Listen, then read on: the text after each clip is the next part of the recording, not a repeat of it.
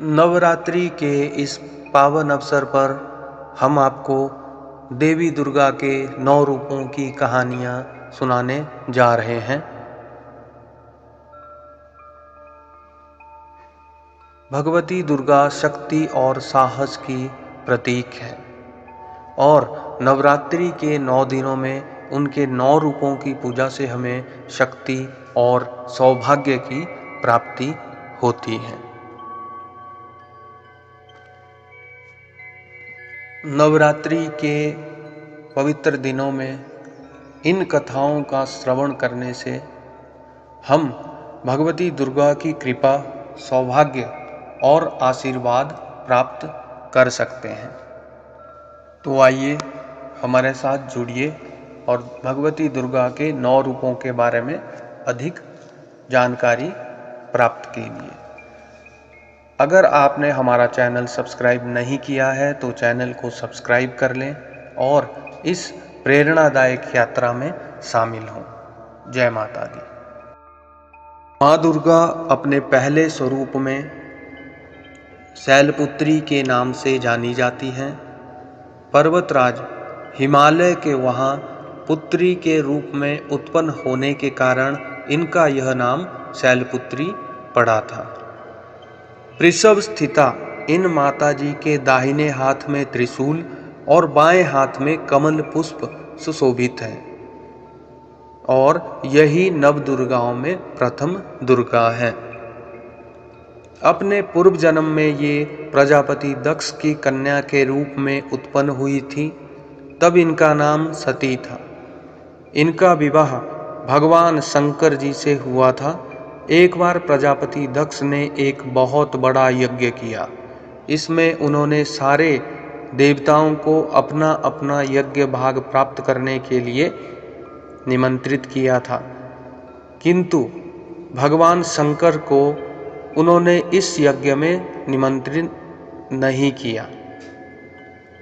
जब भगवती सती ने यह सुना कि हमारे पिता एक अत्यंत विशाल यज्ञ का अनुष्ठान कर रहे हैं, तब वहां जाने के लिए उनका मन विकल हो उठा। अपनी यह इच्छा उन्होंने शंकर जी को बताई। सारी बातों पर विचार करने के बाद उन्होंने कहा, प्रजापति दक्ष किसी कारणवश हमसे रुष्ट हैं।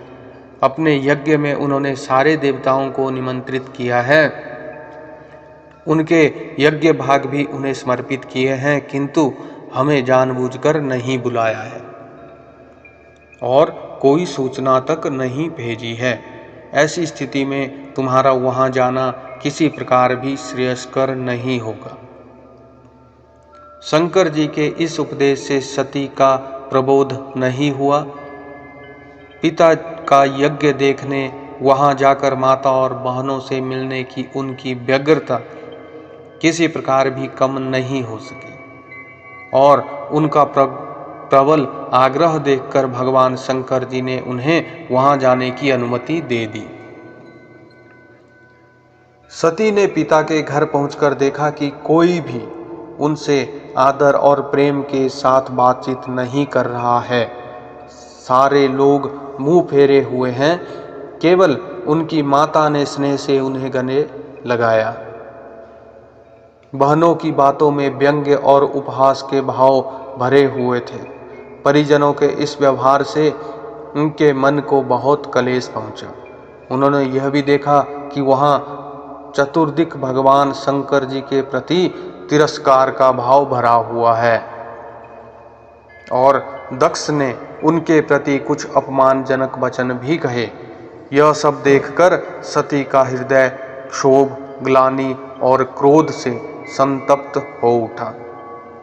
उन्होंने सोचा, भगवान शंकर जी की बात नहीं मानकर और यहाँ आकर मैंने बहुत बड़ी गलती की है। वह अपने पति भगवान शंकर के इस अपमान को सह न सकी। उन्होंने अपने उस रूप को तत्क्षण वहीं योगाग्नि द्वारा जलाकर भस्म कर दिया। वज्रपात के समान इस दारुण दुखद घटना को सुनकर शंकर जी ने क्रुद्ध हो अपने गणों को भेजकर दक्ष के उस यज्ञ का पूर्णतः विध्वंस करा दिया। सती ने योगाग्नि द्वारा अपने शरीर को भस्म कर अगले जन्म में शैलराज हिमालय की पुत्री के रूप में जन्म लिया। इस बार वह शैलपुत्री नाम से विख्यात हुई। पार्वती, हेमवती भी उन्हीं के नाम हैं।